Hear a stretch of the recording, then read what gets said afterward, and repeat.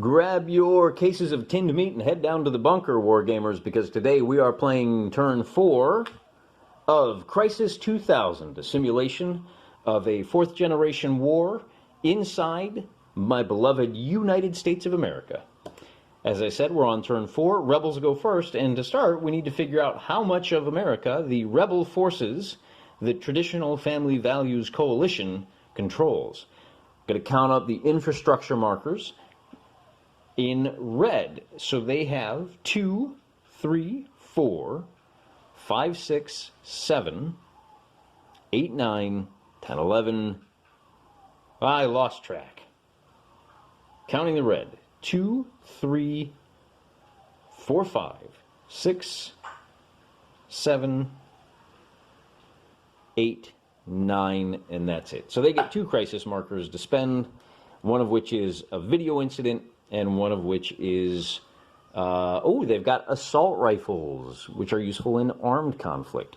Let's take a look and see what the video incident does. Well, I mean, you know what it does, but what does it do? We've seen enough of that over the last summer. What does it do within the context of the game? The video incident is a videotaped atrocity. The rebel side can play this and receive 2 insurgent units. If the government draws that, he's got to get rid of it. So, video incident, and it doesn't say whether to remove it. I'm going to put it right back in there. They get 2, and they can place these. Well, where can they place them?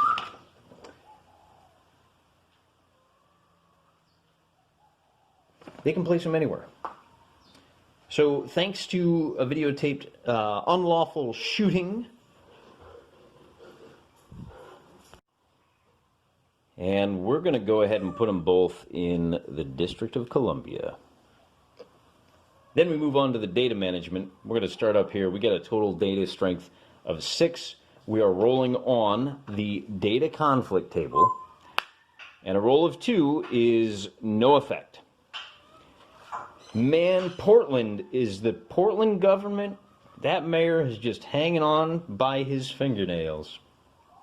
And all the pressure from 4chan in the world isn't making any difference. We've got another data attack we can make down here on this guy, which we will do. We're doing a total of 1, 2, 3, 4, so we're rolling on the 4. A result of 5 on the 4 column is no effect. And then we've got one more. We've got rolling on the 4 column. Wait a minute. No, we're not going to roll on the 4 column. We're going to roll on the 6 column. We got the snake handlers, some kind of weird neo-religion that we can use. And that's going to let us roll on the 6 column. Result of a 7 on the 6 column, as you see, is a recruitment. So we can recruit somebody. And that's a good thing because that means we can take 5 whole victory points by taking over the infrastructure of the city of Rome on the Potomac. Is that it for our data? It is. Now we move on to the military. And oh no, we got to move our boys around. Got to move our boys around, and one of the things we want to do is we're going to go ahead and move him up to the Midwest, and we'll move him to the Midwest as well. And I think that's no. You know, we want. Yeah, that's it. Okay. Moving on to the armed conflict. We have a total strength of 2 here. But it is in a wilderness. So we can use our secessionists up there in Idaho. All those California rejects that fled to Idaho Falls have decided to throw their lot in and just secede, so that gives us a bonus of 4. So we're rolling on the 6th column of the armed conflict table, and a result of 0 is both good and bad. The good news is that we eliminate the Bureau of Alcohol, Tobacco, and Firearms. So they go down there. Then the C means that the vegans are shocked by the amount of violence they had to do, and we have to lose 2 of our crisis markers. Or, better yet, we've got non-lethal munitions. We're going to throw that away, and that neutralizes having to lose the other guy, which is good, because we want to use these assault rifles in our attack on these 2 rebel groups. I don't know, maybe they're gangbangers, and who else would be in there? Maybe the gangbangers of Washington, D.C., and then, I don't know, we're going to use our assault rifles on them. We have a second group of anarchists in Washington, D.C. So our total is going to be 2, 4, 6. We're rolling on the 7 chart of the armed conflict. A roll of 9 is EC. Oh dear. So we eliminate all of the enemy units. The bad news is that costs us a whopping 5 of these guys. So he goes back in there. And because we don't have 5, the government player gets to draw 4 more. And he draws net access and detention camp, surveillance, which is a good one, and non-lethal munitions, another great one for them.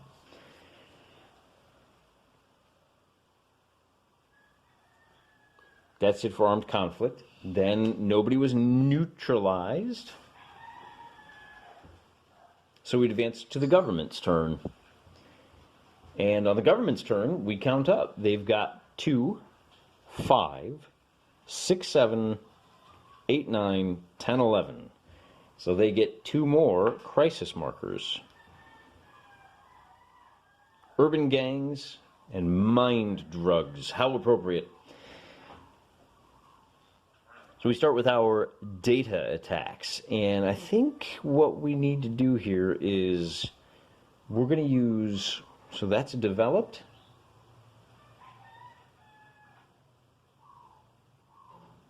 We're going to make a data attack down here. We're going to use 2 of these. You can use 1 or 2. We're going to use net access and mind drugs, which give us a total boost of 8. So we're rolling on the 10 column down here in Albuquerque.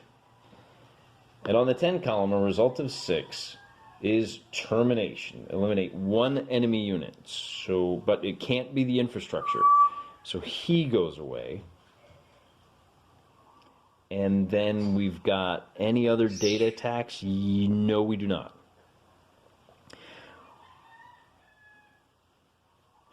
Do we have any movement? No, we do not. Most of the government force have been eliminated. So this is the one data attack, the one armed attack that we can do. He is red, so he can attack these guys. And we're going to go ahead and take advantage of the Chicago urban gangs. And we're going to play, so that's going to give us a bonus of 1. So we're attacking on the 5 column.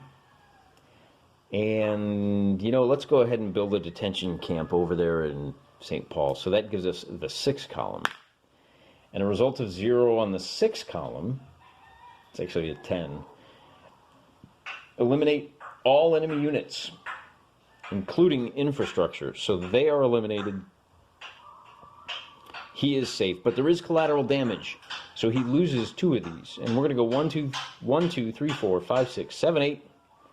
For the first one, 1, 2, 3. So they lose surveillance. And then we're going to roll 1, 2, 3, 4, 5, 6, 7, 8, 9. 7, 8, 9. And that's it.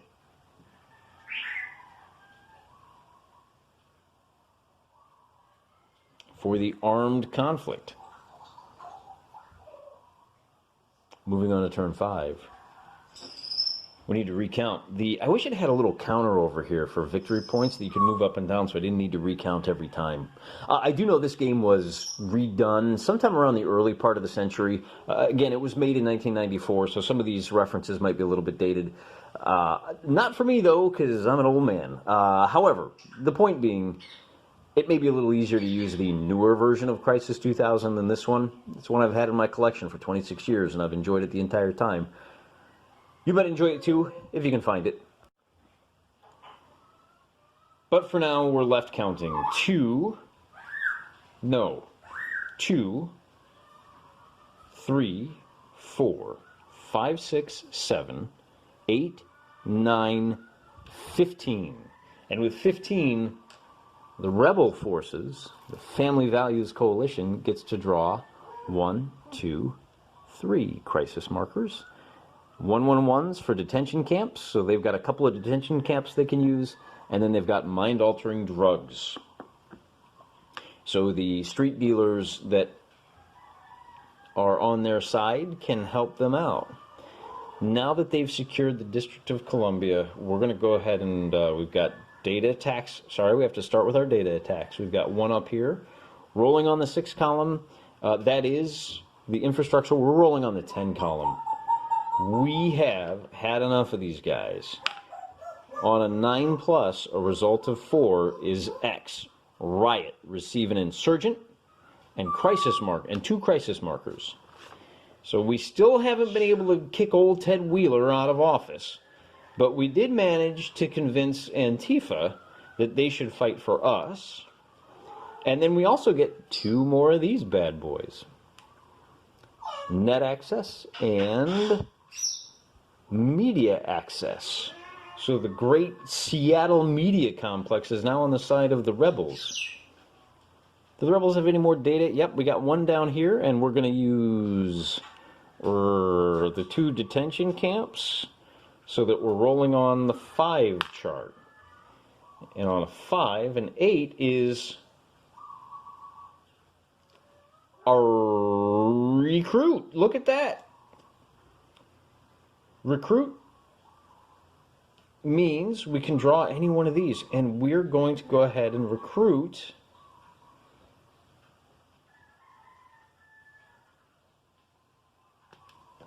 California. Another 3 victory points for the rebels. That's it for the data conflict. Now we go on to movement. And we're done messing around. We're going to move them into there and them into there. And we're going to move both of our... Boy, they've been a thorn in our side. We're actually going to move these 2 guys over here and him up there.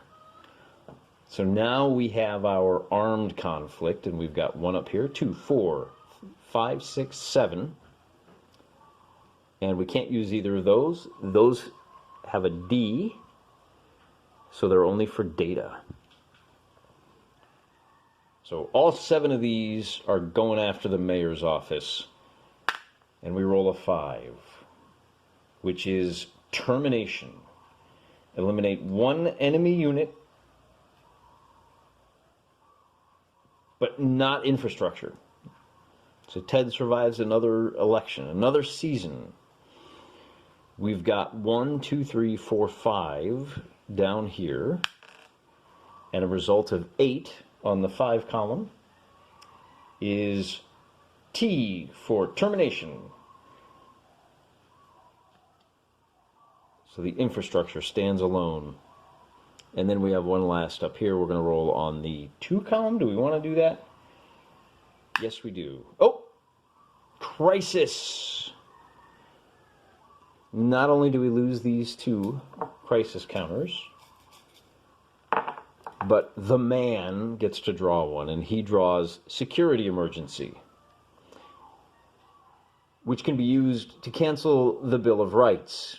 Maybe this is, I don't know, maybe in this game the security emergency represents some kind of a foreign virus that was released into the American ecosphere. That would be the kind of thing that you would use to suspend the Bill of Rights for a while, right? Just let mayors make proclamations that carry the full effect of the force of law without the usual checks and balances.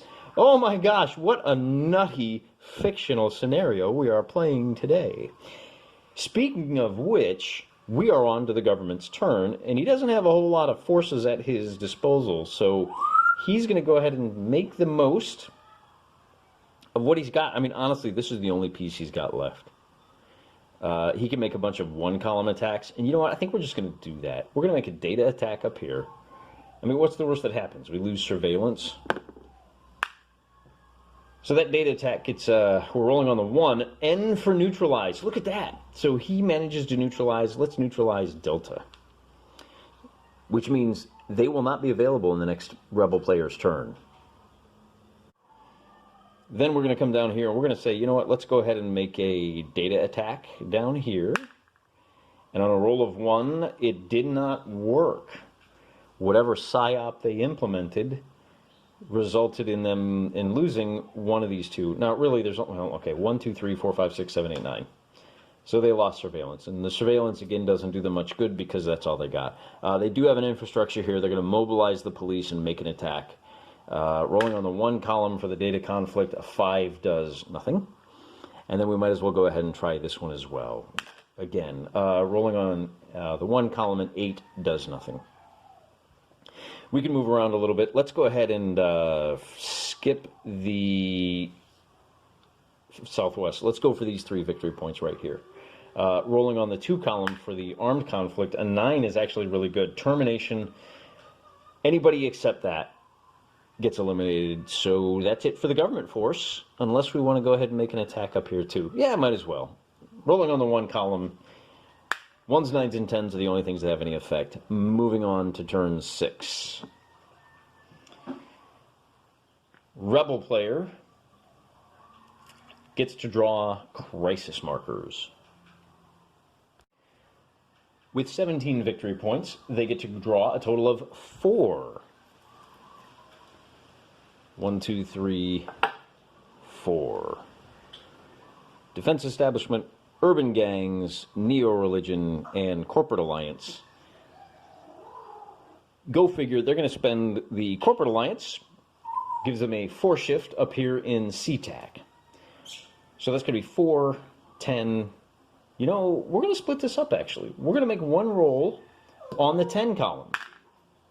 That's not your die. This is. You got to be kidding me. So they're going to have to lose 2 of these because they are dumb.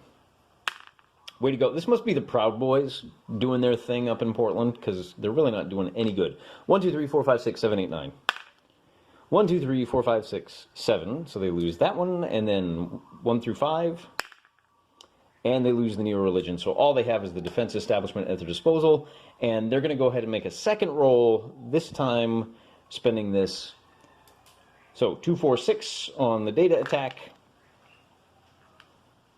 And a result of 3 on the 6 column is a no effect. Heroic defense by Mayor Ted Wheeler. Any other data attacks they want to make? Yep, they want to attack this guy down here with 3, 5, 6, 7. On the 7 column, a result of 4 is an X. Riot. Receive 1 insurgent.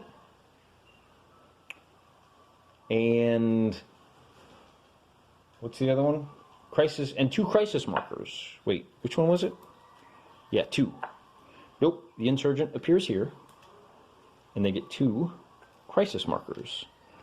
They get bureaucracy, which has an effect.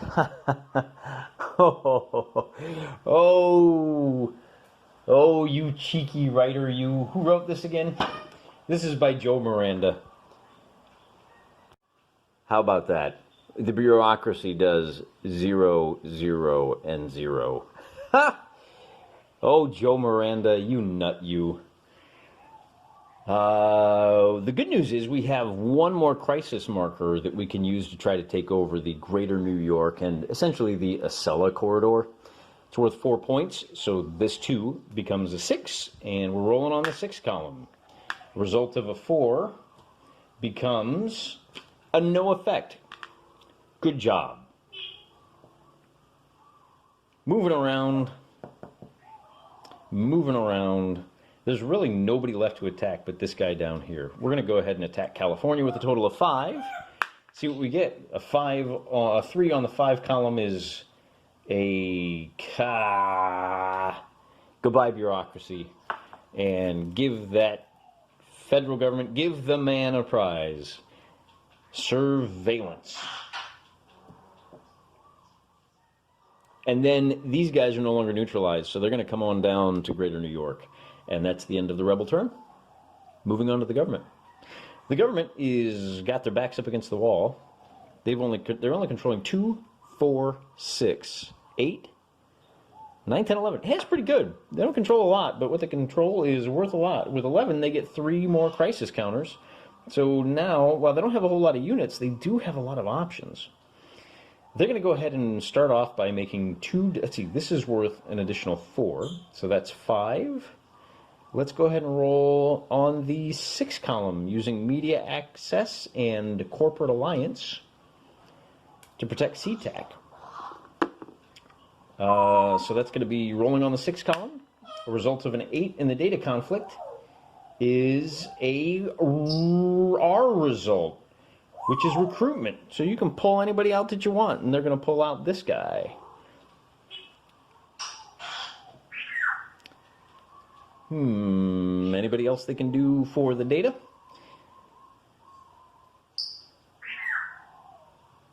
Nothing that they want to do. They're going to move over here to Sagebrush, and they're going to make a data attack here on the 6 column. Ah, shoot. I got that wrong. Back up a step. Back up just a step. Because this is the armed conflict portion. We're rolling, they're going to keep that, and they can only spend, that's it.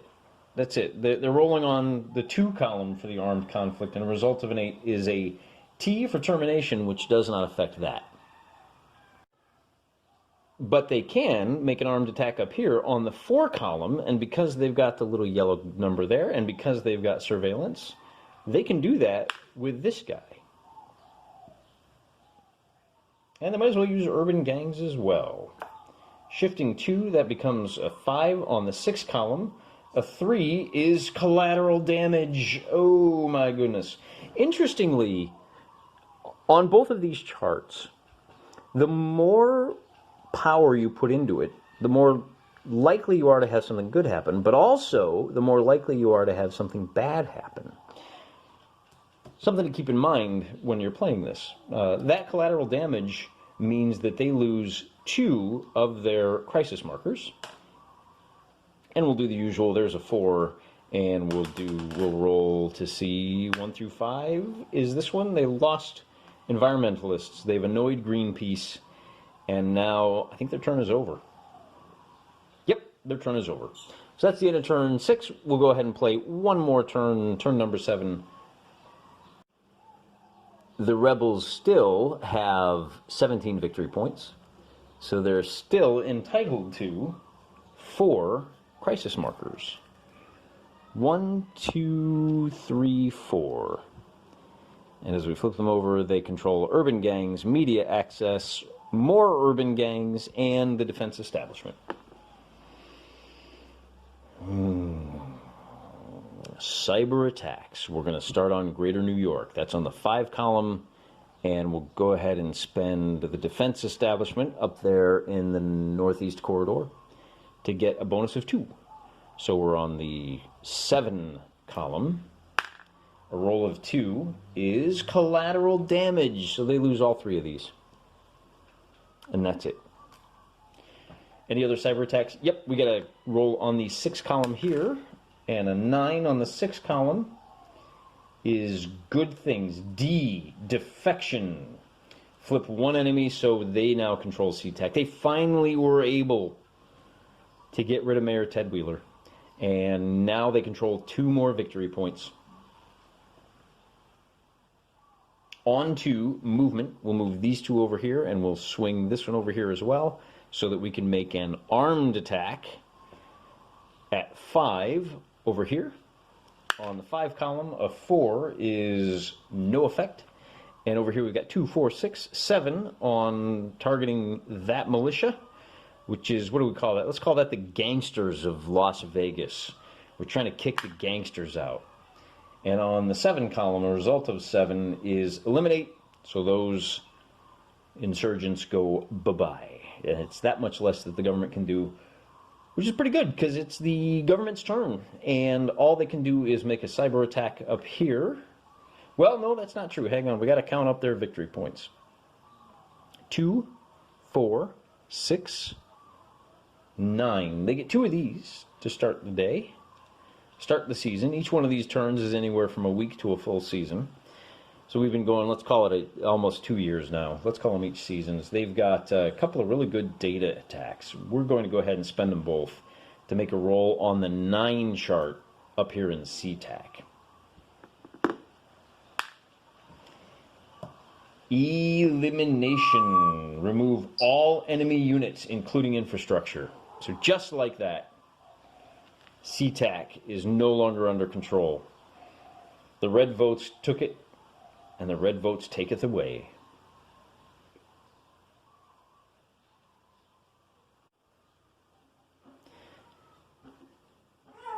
That's the end of turn number 7, so we'll pause there, and tomorrow we'll pick it up with the 3rd edition and play out the remainder of the game. Things are looking really good for the Rebels right now.